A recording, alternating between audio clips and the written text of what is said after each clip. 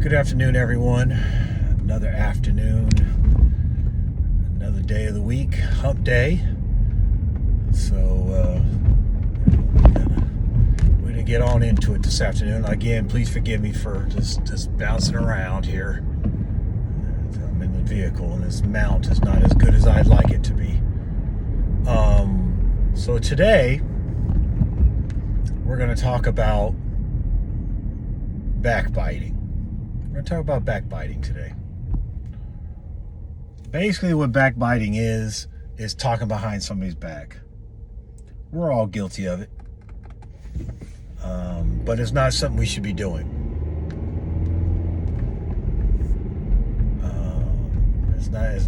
It's not something that is a good thing to be doing. Because if you got something to say, you need to say it to somebody's face. I say that because on my job, my wonderful job that I keep talking about, of course I'm being sarcastic, they do a lot of backbiting.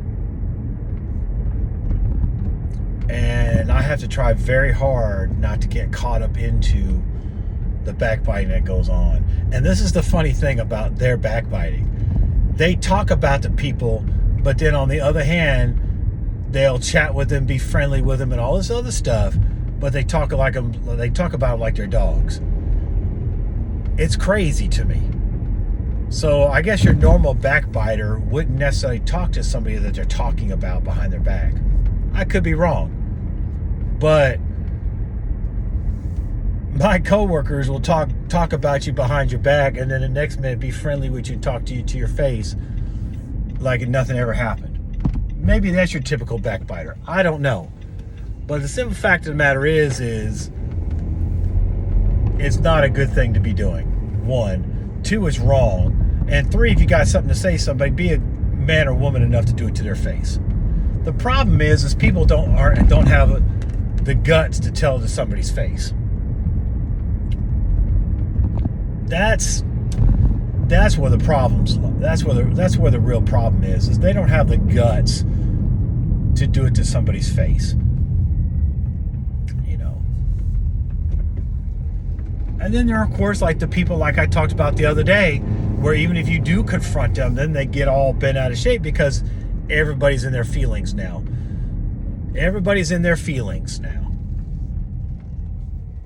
You know, everybody wants to be in their feelings and all this other stuff. Everybody's offended and all this nonsense that's going on. So it's really kind of a double-edged sword, because you got a lot of backbiters. In fact, a lot of people are backbiters in this world. But then when you confront them like you're supposed to, the Bible says you got an alt with somebody, you go to that person. Okay, you go to that person. You got a problem, you go to that person. Now, if they're not mature enough to handle it, that's on them, which is a problem in this world. Most people that you talk to aren't mature. They're freaking a bunch of kids, okay? And they're super sensitive and all this other nonsense. So, you know, like I said, it's a double-edged sword.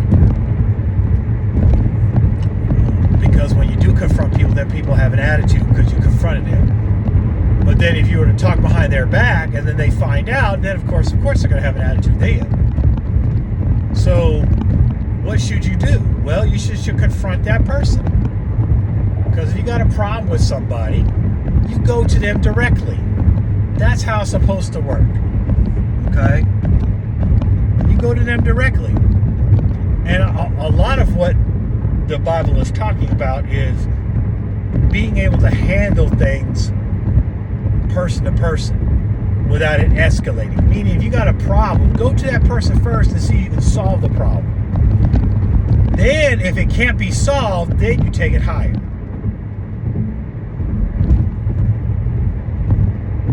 The best way to solve a problem is to handle it between the persons you have a problem with.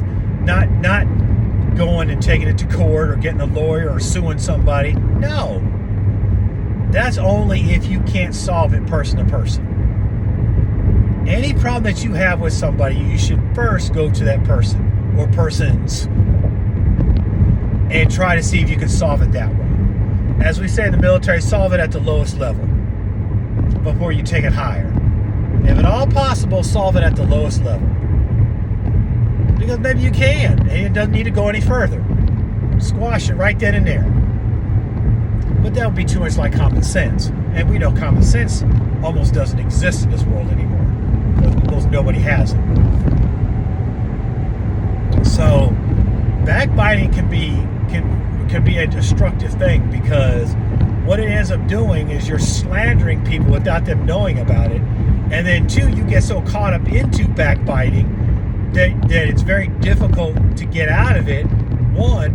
And two, it really messes you up, because you get so worked up over things, one, that you're not grown enough or adult enough or have the guts enough to handle with that particular person or persons. But then it draws you even deeper into, into things that you shouldn't even be worried about. Because then what ends up happening is you don't just backbite about people, individual people. You start backbiting about groups and organizations and everything else. And again, we're all guilty of it at one time or another. And as I stated yesterday, what I'm trying to do is get away from all that stuff, even though I'm in the midst of a bunch of backbiters, hypocrites, lazy folk, and everything else on my job. I'm trying to distance myself as much as possible. As I stated yesterday, birds of a feather flock together. Okay? And I'm trying to, even though I have to be in the midst of them, I'm trying to distance myself. So at all possible, I try to just keep my mouth shut. I try to just let them have whatever conversations they're going to have, and I just do whatever I'm doing and focus on that, so I don't get caught up in all that nonsense. Okay? But it seems to me that backbiting is becoming the norm. Again, a lot of backbiting starts off as complaints. And again, I'm in and amongst a bunch of complainers too. So what starts off as a complaint morphs into backbiting. You start talking about them people. Okay? Again, because you're not adult, grown enough, or got the guts to talk to that person to their face. And a lot of what backbiting is a bunch of cowardly people. That's what I was trying to say. A bunch of cowards.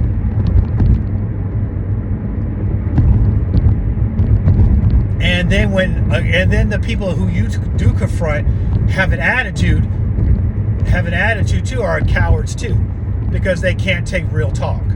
They can't take the fact that they won't admit what they're doing, or even if they know they're doing it, they still have an attitude. So in reality, we're just in a messed up world all the way around. And the part of the problem we're having in the church environment is that we're doing the exact same thing the world is. And we're talking about our fellow Christians and and talking about saints, but we don't have the guts to confront them. Now, let me say this. It's different if they're publicly out there promoting false doctrine and all this other stuff. More than likely, you're not going to be able to confront that person if you're not on social media. No, I take that back. Let me take that back. For the people that are on social media and the media you see on television, a lot of them are heretics. They're preaching false doctrine, most of them. And you need to call them out on it. Now, some people say, well, you can't talk about the preacher. Oh, yes, you can. If they're publicly promoting heretical doctrine or falsehoods, you need to call them out on it. You need to call them out on it. You need to call them out on it. I would suggest that you again do as the Bible does and confront them one-on-one, whether it be by social media or if it's your pastor or one of your leaders. You need to confront them first. Don't do it in public unless they promote it in public. But even then, try to go to them in private and fix the issue. But the problem is they're pushing this mess in public, and unless you confront them in public, others are affected by their false teaching. By all means necessary, try to confront the person that you have an issue with in private first and then in public, unless they say something either that's wrong in public or they attack you in public. Then you need to address it in public, right there on the spot. You don't hesitate, you don't wait, you confront it, because in the end, all of us as individuals, all we have is our name. And if somebody slanders you in public, then you need to confront them in public so that others don't think that that's what you are. You need to kick it, hit it, nip it in the bud right there. Okay? And that's the church world and the secular world. Okay? Because there are church folk out there that don't act like the Bible tells us to act. And even though you try to respect them, not as a person per se, but because of the position they hold, sometimes that don't work. Now, I'm not saying get ugly. In anything you do it respectfully. Even if they don't do you right. You can't go down to their level. You still have to respect not necessarily them as the person, but the position that they hold. And that's very difficult for a lot of people. They don't know how to separate the two. And this is the thing. The people that backbite are usually people that do the exact same thing that the people they're backbiting about. That's the funny thing about it. The folk at my job will complain about folk that don't do work, and at the same breath, they don't do work either. You'd be better just keeping your big mouth shut. Because all you're doing is making yourself out to be a hypocrite. Even if others don't see it, some others do. And most of all, God sees it.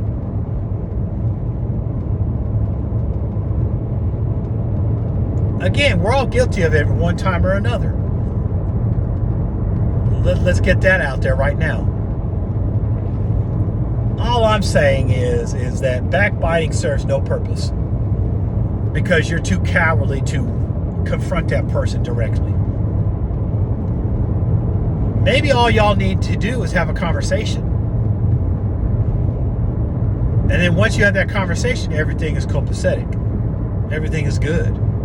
But how many people are actually going to take the time to actually treat a person like a person and actually have a conversation? Almost nobody. We're too busy trying to, we're too busy trying to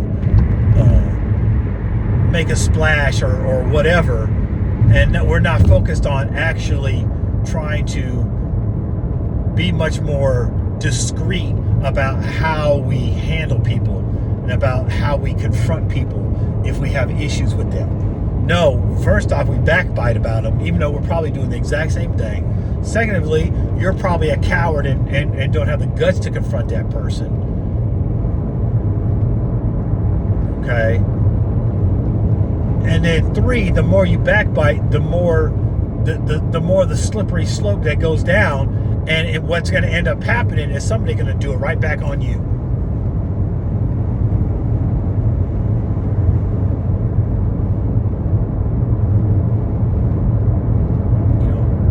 I always say, and I always tell my boys, is be careful how you talk about people and how you treat people, because one day you might need them. And one day somebody may talk about you, because what goes around comes around. So what you put out there is going to come back at you. If you put out positivity, positivity is going to come back to you. If you put out negativity, negativity is going to come back on you.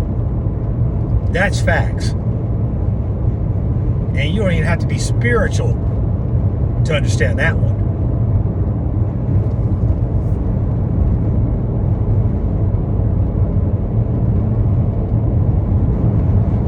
The funny thing about this whole thing is that nobody remembers the golden rule. lot of the stuff we were taught when we were kids, Sunday school, vacation Bible school, all this stuff we done throughout. The golden rule, do unto others as you would have them do unto you. So guess what? If you're backbiting, guess what? That backbite's going to come back on you. And people are going to be talking about you behind your back. I'm sorry. So just like you treat people, people are going to treat you the same way. It's just the way it is. So stop backbiting. Stop talking about folk behind their back, because that's the definition of backbiting. Talking about someone behind their back or while they're not there. That's backbiting. That's why Twitter and social media folks are ridiculous, because they can be all one way because, they're social media brave. But when you try to confront somebody and for real, then they scared. Then they cowardly. Because they're a bunch of cowards on social media. That's what it is. They're a bunch of cowards. They can try to cancel folk online. They can talk all the nonsense and mess they want to online. But go ahead and confront somebody. Physically confront somebody. I bet you they ain't going to be talking none of that nonsense. Social media brave, or whatever the phrase is they call people. Social media brave, but in reality they're a bunch of cowards. Stop backbiting. It doesn't accomplish nothing. It doesn't solve your problem, and it doesn't help the issue altogether, and it doesn't even solve the other person's problem. If you got a problem, go to them directly. If you can't physically go to them, then you email them. You call them, whatever you got to do to try to squash whatever beef you might have. Because in the end, it's gonna be better for you emotionally, spiritually, and physically. Because the more you continue to backbite, the more stressful it becomes. And stress causes all kinds of issues. So hey, I'm just trying to look out for y'all. Okay? Take it from somebody who's, and like I said again, we've all been there, done that. Okay?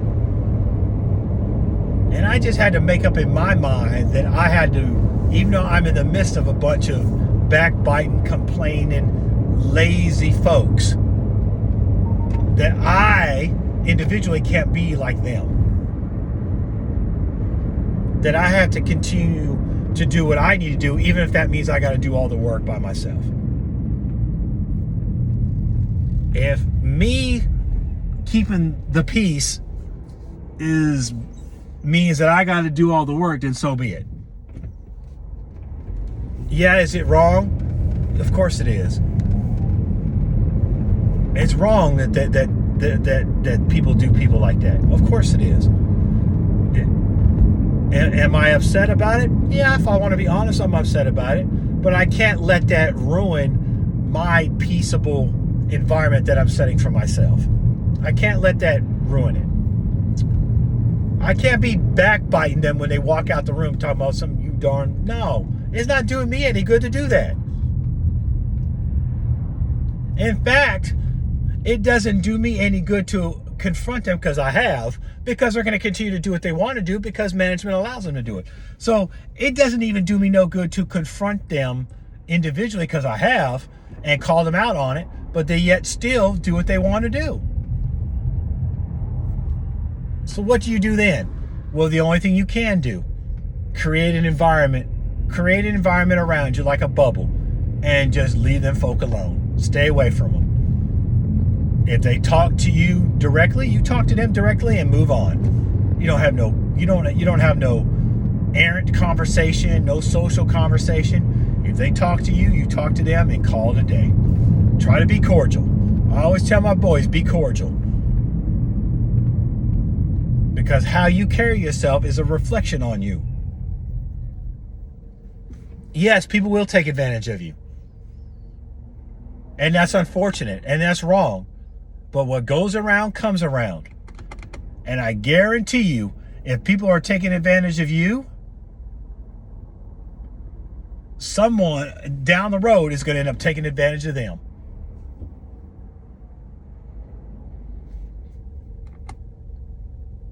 And especially the saints and Christians need to stop backbiting. Oh my gosh, it's absolutely horrible.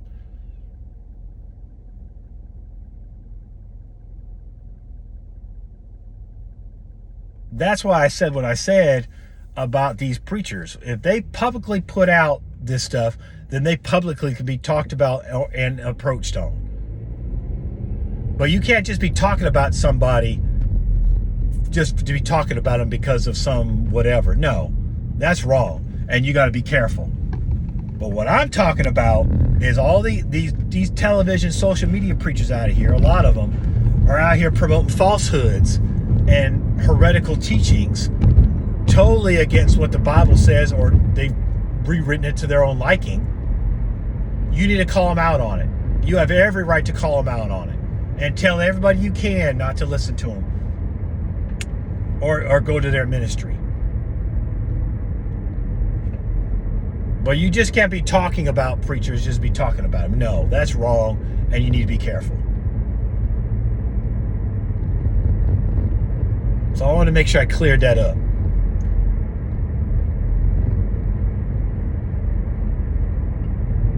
That's why it's important that you know the Bible for yourself. I know I went off on a tangent, but that's why you got to know it for yourself. Anyways, back to backbiting. It's something that people shouldn't do regardless, because it doesn't benefit anyone or anything. It doesn't do you any good to talk about somebody behind their back. It doesn't solve the problem. If you got an alt with someone, go to that person and work it out. Work out your problems with people. Don't talk about them. Don't slander them. Work it out. Heck, you might be amazed of how well it works. Work it out. Work through issues out starting at the lowest level. Don't always have to take stuff to supervisors and managements and all. No, it doesn't even have to go that far. I've told my soldiers, even when I was enlisted, you got a problem with one of your squad members, go to that squad member and squash it. Because if it comes to me as a squad leader, or if it goes to the platoon sergeant, we got problems. Because we're in a position where we almost have to do paperwork.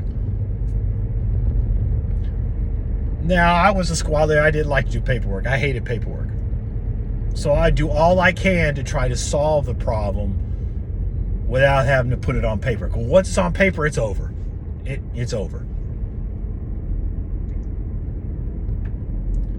And even as an officer, lieutenants, whomever, if you got issues or beef with somebody, try to go to that person and squash it before it gets to whomever it gets to, higher than you.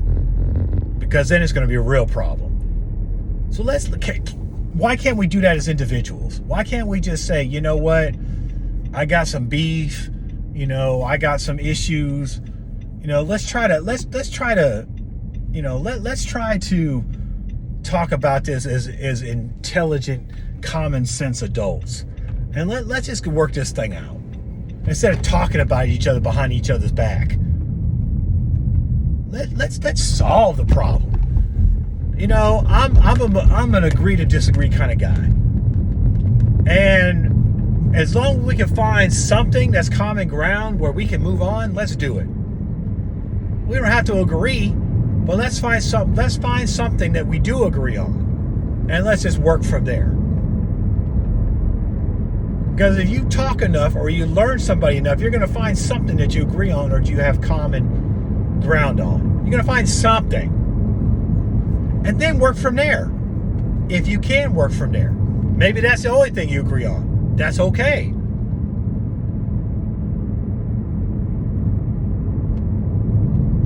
That's okay. Even when dealing with other reformations in churches. I'll use this as an example. Churches that believe in the Trinity and churches that don't. Okay, so we have a different interpretation of Scripture. I'm just talking about the Trinitarians and the apostolic. Jesus only. But other than that one particular thing, which is an important thing, for the most part, we agree on just about everything else. In fact, I know people who are apostolic. But guess what? I can get along and work and even fellowship with them without having to even touch that particular subject unless I'm directly asked or confronted about it. And we can still fellowship, get along, and everything else. Because, like normal people, you find consensus. What do we agree on? And for the most part, we agree on just about everything. So let's focus on what we agree on and not focus on what we disagree on. And then down the road, we can talk about the things we disagree about. But if we can agree and be friendly and talk and everything else, then why can't y'all? Why can't other than normal people do the same thing that normal people do? Because it's common sense. Okay? So let's not be backbiters. Let's not be cowardly. Okay? Let's have some guts and actually have some honor. Now, let's use another word. Let's have some honor. And actually, if you got an issue with somebody, then confront that person. Whether it be physically, by email, by phone, whatever. Confront that person and that person alone. Don't bring a group and don't let them have a group. One-on-one. And let's hash these things out. Stop talking about folk behind their back or when they leave the room. Stop doing all that nonsense. Let's be grown adults. Have some respect and honor towards people. And let's do things the right way. The right way. Stop talking about folk. Let's do things the right way. Anyways, I'm done. Hopefully you get something out of this. If you got any comments, leave them below. Of course, like, subscribe, hit the notification bell, share with your friends. Go visit my son's website, philmartin.org. That's PHILL Martin, MARTIN.org. Go visit his website. Give him some love. And we will see y'all again on tomorrow with hopefully another great conversation. And so we'll see you tomorrow. God bless.